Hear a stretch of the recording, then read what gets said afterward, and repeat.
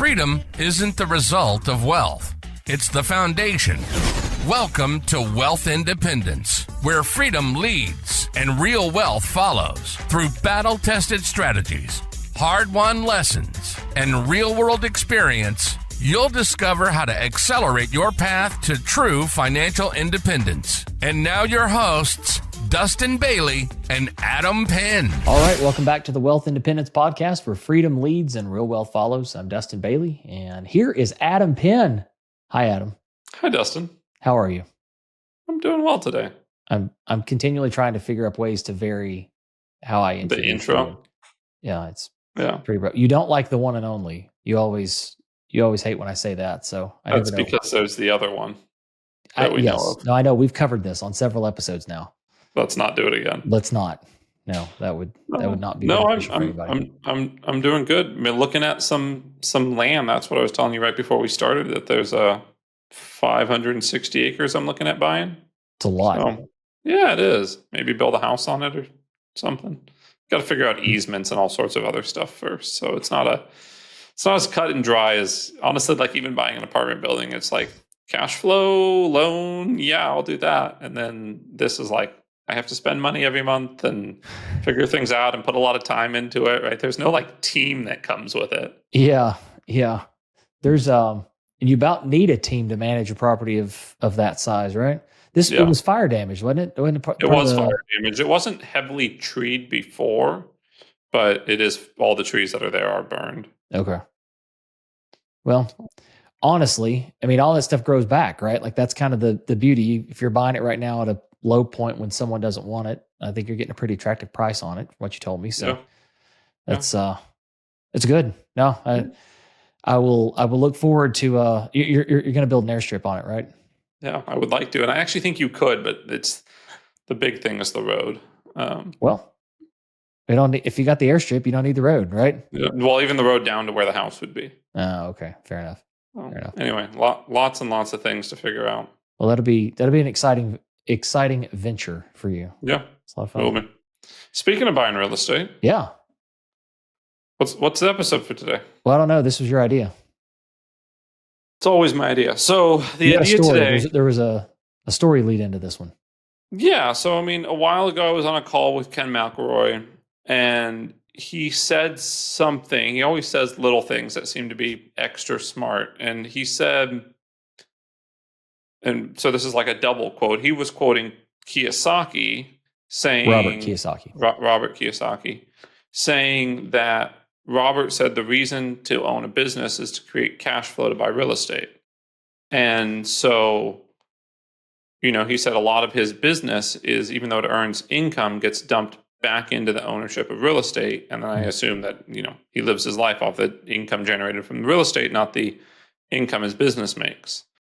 And I think we've seen this a lot of times, and we've maybe even mentioned it on the call before, but on the podcast before, but we've seen a lot of other people do the same thing. And I think there's a lot of reasons, but maybe the first one I'll highlight is that a W-2 job or business income can fluctuate, right? Because like business can slow down, you can get laid off, things can happen. But what doesn't change as easily, especially if you have a large portfolio, is real estate income, right? If you get yourself into 20 doors, 200 doors, we know some people with 2,000 doors, they own 20, 30% of that. They don't have all of that themselves. Then even if one of the buildings has their debt change or the market falls or the rents soften a little bit, you don't drastically change your income because the business of real estate is a little more stable, and there's a lot of pieces to it. So anyway, I mean that's kind of the gist of the topic. No, I think it's good because you and I have kind of personally seen this among several people that we know, and they may not talk about it in these terms, right? Like, but when we look at like what they're actually doing in their own lives, like they own a business and it produces a lot of cash flow, and they turn around and their whole objective is to plow as much of that cash flow into real estate as possible, or other real assets or other cash flowing assets. And I think that's, to the point about Ken saying that Kiyosaki said that. I don't know that exact verbiage exists in Rich Dad Poor Dad, but the idea sure does, right? Like this whole idea of turning active income into passive income, and there's a whole host of reasons to want to do that, right? Like there's, the tax benefits are usually one of the first ones that people, pull out. And you mentioned this stability of it, right? Like if you've got this thing over here that's a portfolio of cash flowing assets, it's non-correlated to your business or your job or whatever. There's a lot more stability if you know, hey, these things are going to be sending me checks every month. You can kind of go take risks in other areas, and you don't have to worry about, do I get laid off? Do we have a business downturn? There's a recession, whatever. You get a lot more stability there. And I think that's personally a big one for me, is to have these things that are cash flowing that are not correlated to my efforts. I know that's one of the reasons I think this idea resonates with me. Yeah, things tied to your efforts normally are a little shaky on the results. That's true. I appreciate you pointing that out. Yeah, the more things that I can have not tied to my efforts, the better I generally am. Yes, that's true. But no, I mean, I think that speaks to the time part of it as well. Like that's sort of the other side. Is you either you have time that's now opened up, you can go do other things, you can spend your time doing what you want to do, make an impact, spend time with family, whatever. But there's also I call this out to a lot of people who are like, oh, I don't really care about passive income or whatever. Or I'll even hear people say, well, it makes so much more sense for me to reinvest back into my own business instead of buying real estate. And it's like, well, I get that. They're like, well, I get a much higher return. And that is probably true. I think for most business owners, if you're purely looking at the ROI, like the actual percentage. But what you're missing is, okay, what happens if you are the passive income is almost an insurance policy. If you're no longer capable of running your business or being actively involved, it goes back to things that are not tied to your effort. Like you now kind of have this insurance policy of, if you are now not able to operate your business or do the things that you do in that business, you still have all this stuff over here that's going to be sending you cash. Well, that's back to the whole, if you have a business that's relying on you running it, it's not a business, it's a job, right? It's a job. It's for sure. a whole nother topic. Yeah, exactly. But a lot of people also will think that they don't want a bunch of real estate because it could be a job, right? Mm-hmm. And I know some people with a decently large portfolio, that's about 75 units or so, nice assets in California, expensive assets. And they don't want to, they have plenty of cash, but they don't want to buy anything else because it's just another job, right? Yeah. It's another manager to manage. It's another maintenance person. They've got a full-time maintenance person because they're self-managing all of this. Even if they have a team, they're running the ship, right? Yeah. Versus we know some people with much larger units that are asset managers. They manage the asset and the team running the asset, the property manager, but they don't run the day-to-day. They're not worried about a turnover. And it was actually funny. I was standing next to two people the other night. One person had 70 units, the other had 2,000. And the guy with 70 was talking about how his month's been all full of turnovers and he had to do 5 turnovers and all this. And the guy with 2,000, he didn't say it, but I know him well enough to know inside his head, I don't know the last time I did a turnover, thought about a turnover, right? How many units turned over this month? I don't know, right? Because it's not a metric you would track. I mean, you might track it for vacancy, but he might know how many new units leased, but it's not something he's going to concern himself with. Yeah. He wasn't the one out there cleaning the carpets or mopping the floor or putting new paint on the wall. Or scheduling those people. Yeah.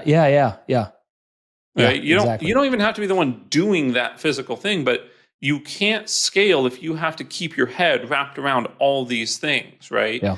Because even if you're saying, "Oh, I'm saving the 10% by letting myself self-manage them," you're losing the 10% in that how many things are falling through the cracks, or you're not able to buy more buildings, all of those things. So anyway, I think the point with that is, and then to get back on the topic of, a business is to buy real estate. You don't have to go buy real estate and have it be another job or another business. If your business is, back to our original point, something that you have to work in, so it's more of a job than a business. Yep. I think that the best example might be a buddy of ours who has a business, like a true big B business that has hundreds of employees that he doesn't have to work in almost at all. He manages it. He makes sure it's still running. He'll go check on it. And then he has a big real estate portfolio that he does not work in. Yep. He'll go check on it. He'll go buy a deal, sign some docs, meet with a banker, but he's not running the deals. Even he's passively, I mean, he's like investing in syndicated investments, right? Like he's an LP in these deals. Like that's generally I think the position he wants to be in. And I think, I don't know, if I kind of look at like who I want to be when I grow up, I feel like that's like, he's a really good example of this because he's got this great cash flowing business that he's mostly, now he worked his butt off to build and was very actively involved in, and he slowly worked himself out of that business, but he still owns it, throws off a bunch of cash, and he turns around and plows all of that into, you know, he has holdings on his own, right? But he's also a fairly large syndication investor. And I think that's the thing too. Like, it's not, to go back talking about like taking things that aren't related or like non-correlated to my effort. I'm not necessarily wanting to directly own a lot of real estate. Like when I look at my passive portfolio, I really look more towards syndications, right? Like I want things where someone else is running the show, because, and you get the arguments of, well, I want to have control, and I get that.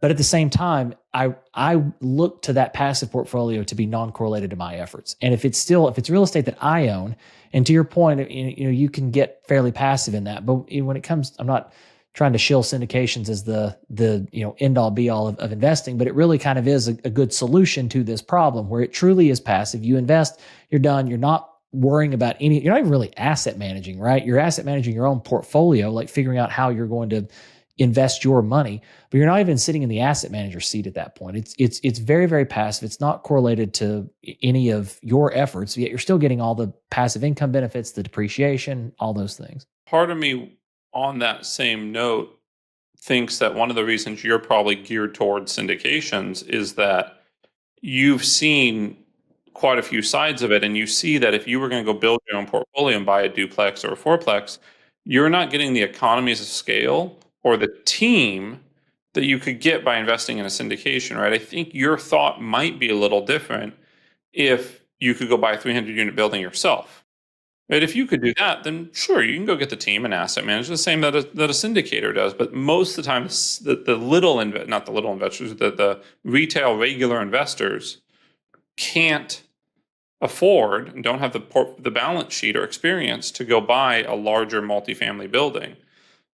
I mean, even the small one we bought in Chico this year was 20 units, and it's still $500,000 down. And still a decent amount of work to do that. Like, I don't want to downplay, like, it's a different game, and like and it's a different skill set. Like, if you don't, to your point, if you don't have the money, you can be on the active side of these deals and doing what we do and go raise the money. But now that's a completely different skill set and arguably a totally different business, right? It's a capital raising business. Yeah.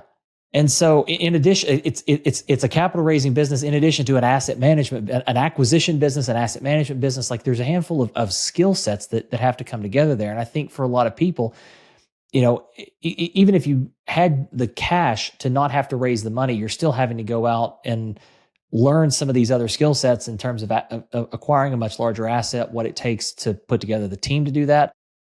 Even if you can, you have to ask yourself, does that make sense, right? Is like, for most people, it's back to the question of the person that's like, well, I should be reinvesting in my business because that's where I get the highest return. For a lot of people, that's also true of their time. Like, does it make sense for you to reinvest your time in trying to build up this portfolio when you could spend that time in the business earning more cash to go deploy completely passively in true syndications, as opposed to saying, well, I'm going to go learn to do this and I'll just build my own personal portfolio. Maybe it is. Maybe that's fine. Maybe you've mostly worked yourself out of your business, and you've got a whole lot of extra time on your hands. But I think the other side of this, we've talked a lot about business owners. It's not just business owners, right? Like, you can do this as a W-2 employee as well, where it's kind of the same thing where you've got this active income that you want to turn around and turn into passive. Again, there's, Kiyosaki's very big on businesses and the tax benefits and the other things that come with owning a business, but you don't have to be a business owner to do this. If you're a high earning W-2, you can do exactly the same thing. And then there, you really have to gauge, like, because it's hard to work yourself out of your W-2, right? It's not like, well, I still have my W-2, but I'm not really doing anything. I guess we had some of that going on at the end of this last cycle with the whole quiet quitting thing. But for most people, it's not really an option to like not spend a lot of time in your job. So then you really do have to weigh, okay, well, how much time do I have to go learn something new, a skill set that sure you can learn, but does it make sense to do that instead of focusing more time on building your career and doing things that are continued to increase your income on that side so that you can acquire more passive assets? I think there's tax benefits and things too to talk about, right? Do you want to dive into any of those? You want me to? Yeah, I mean, we can. Yeah, let's hit them at a high level. I mean, there's depreciation, right? So it's a great deduction that you can take against either the income coming from that, or if you can put enough hours into real estate, or a spouse can put enough hours into real estate that you can qualify for real estate professional status. You could actually start wiping out some of your business income or W-2 income with this depreciation off of the real estate that you own. So we're not CPAs. Check with your CPA. We're not CPAs. There's a lot of ways that these things kind of work together, right? They're very synergistic between all the. You've got to put the whole portfolio together, right? There's puzzle pieces you have to put together. It's not just, oh, I'm going to go make a W-2 paycheck. I mean, we did an episode a little while ago.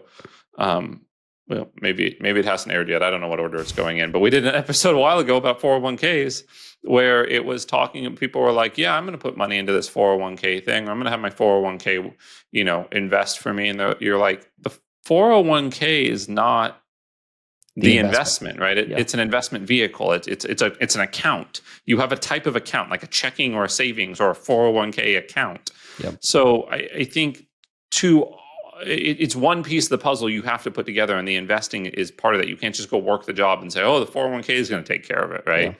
Because it's not like a pension, right? It's not the pension's going to take care of it, because that's kind of what pensions did, right? They would go invest. So anyway, I don't know. I think I went off on a tangent with that, but I think you did. The tax benefits was where that's where we started.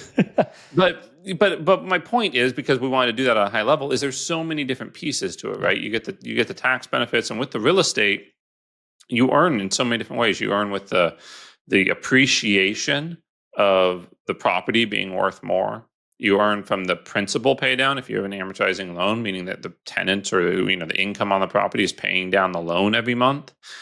You earn on the tax benefit sides, and you earn on the income side. So there's 4 different ways that you're earning profit or earning money, whether or not that be going to your balance sheet or your bank account or saving on taxes on a real estate deal.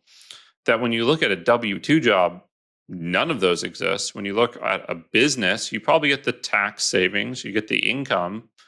You might get some balance sheet stuff based off of how it grows, but you probably don't have very many loan pay downs. Yeah. You're not normally buying the business with that. You might be if it's an existing business, but not if you're starting it up. So each one of these just varies a little bit on how you manage your portfolio, and it comes back down to portfolio theory. Yeah.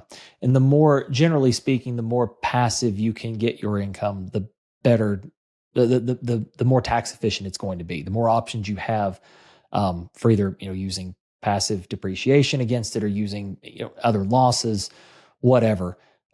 There's ways that you can do that. But the more active your income, and especially like really the worst case scenario is a W-2 job. You're really not there's not much you can do there. When you have a business, you can run some more expenses. There's things that, you can effectively reduce your taxable income, and that's sort of how you reduce the bill. But then the more passive you get, the more these things that are truly like paper losses, where like you didn't have to go spend money. Like people talk about, a business is great because all these expenses are deductions. It's like, well, an expense, it's true, but it was money going out of your bank account, right? And it's just now you kind of get to take credit for it. Lack of cash flow. Right? Exactly. Like now you can take credit for it from a tax standpoint. Whereas the reason depreciation is so amazing is because it's a non-cash expense. Like no money left your bank account, and yet you get to reduce your taxable income as though it did. And so that typically, the more passive you can get, that's where that sort of treatment's going to be the most favorable. And again, it's just the whole.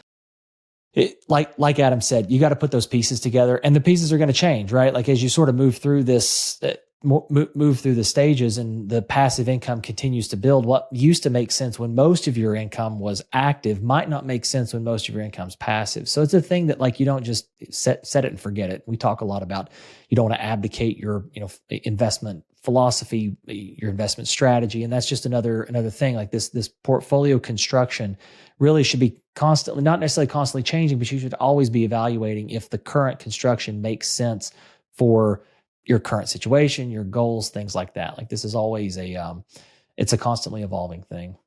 I don't know. I think this is a high level idea. I think we've kind of hit a few different areas. We've gone a little bit deeper, but any other thoughts on this, Adam?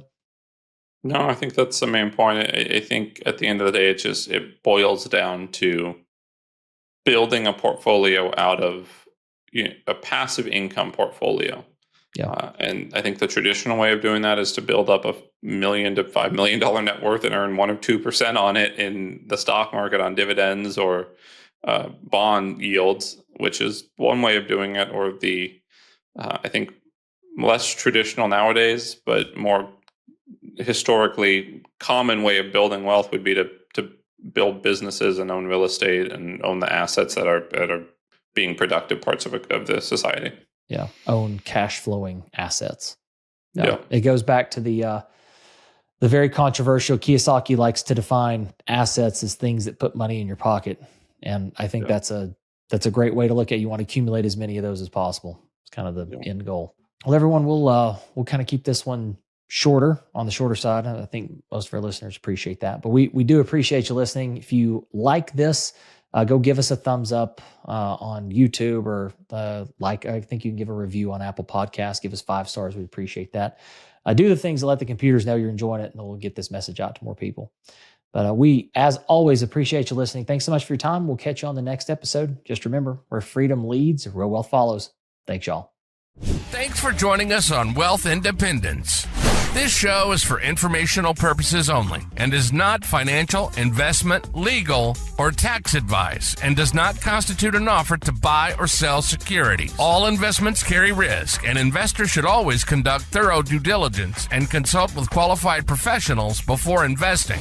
Until next time, remember, freedom leads and real wealth follows.